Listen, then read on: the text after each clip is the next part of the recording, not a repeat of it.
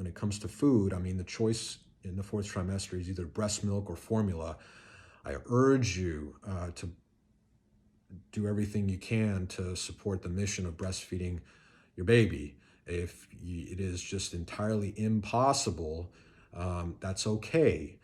Many of us were formula fed as babies, and we all turned out okay. It doesn't mean your kid won't grow up to be healthy and happy and successful, at least as much as any other human walking around. But I have to tell you that unequivocally the choice is clear about which is superior, and the doctors and healthcare providers will tell you that breast is best, and that the optimal food that God and nature have designed for our human babies is mother's breast milk. I was reading an internet comment the other day where the person was saying, well, look, me and my siblings, we were breastfed for only 6 weeks, and then we were all formula fed after that, and look at us, we turned out all right. And it's like, sure. But I will say, look, even the difference between 6 weeks of breastfeeding and 0 weeks of breastfeeding, I think, is profound. And we'll talk about all the myriad benefits of breastfeeding in the next video.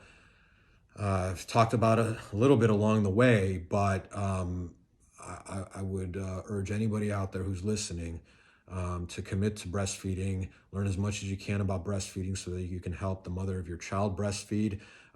Be there when the breastfeeding takes place so you can support the effort.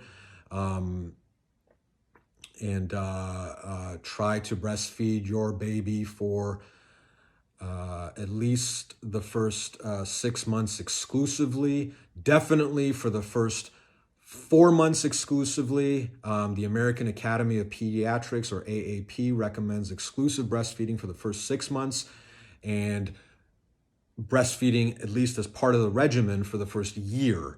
I believe that their advice, or medical advice, the earliest you can introduce solid foods is after 4 months, which is what my wife and I did. We began introducing the most simple solid foods in the 5th month, but it was still predominantly breastfeeding for the first 6 months, and we continued with the breastfeeding for the first year according to AAP's guideline or recommendation.